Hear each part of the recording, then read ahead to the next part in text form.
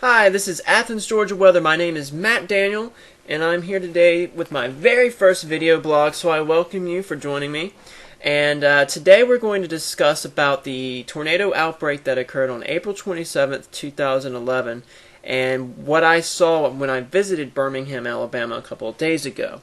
Before I do that, I wanted to show you about our IMAP weather radio application that you can purchase on your iPhone. Unfortunately, this is not available for Android users, but it is available for any Apple iPhone users. You can download this application for free. It's normally $10 tomorrow, May 19th, 2011. So go online. There's a link below my blog where you can click on it and read more about it. But it pretty much is a weather radio, and it will notify you if there's any severe weather coming into your area. And it also has a link to WSB TV, so if they have a live stream of their weather coverage, you can actually watch that on your phone. So that's a great tool to have, especially when severe weather is coming to our area. So tomorrow, get it. It's free. It's not going to be $10. It's for free. First 100,000 people get it. So midnight, get it.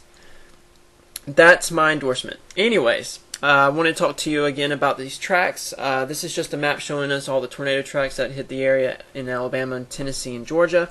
The red lines are showing us the EF4 tornado strength, and the purple is showing us the EF5 within northwest Alabama. I personally visited Birmingham, Alabama, around Concord and Pleasant Grove, Alabama. And these are some of the images that I wanted to show you.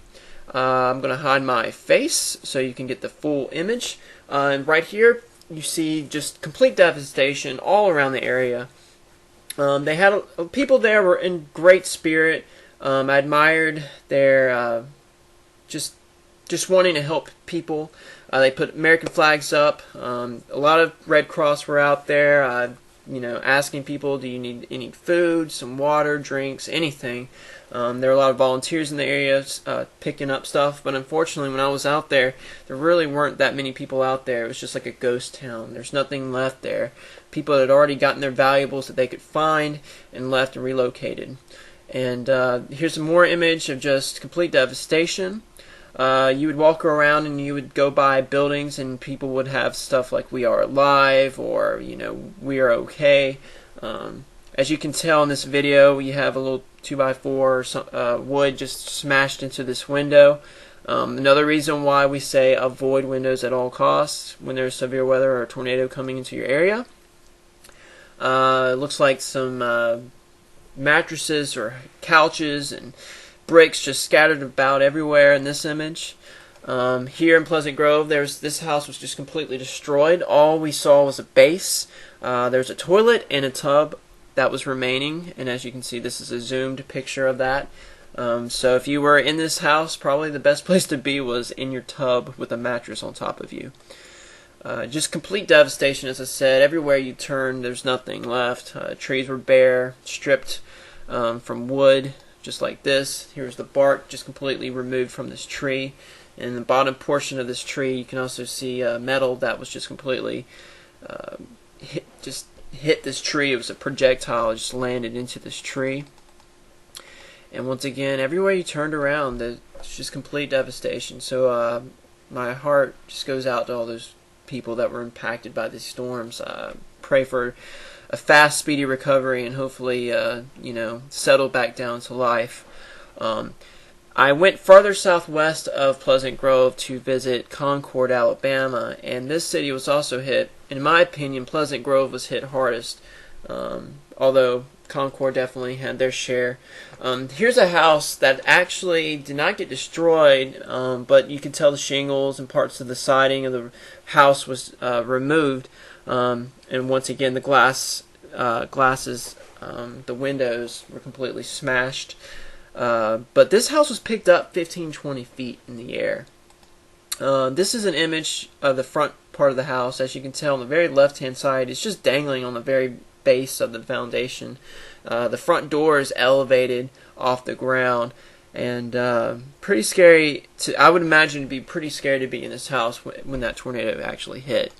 This house was picked up and it landed on their truck, so the truck is actually buried underneath this house. Just shows you how powerful Mother Nature is, and never underestimate her.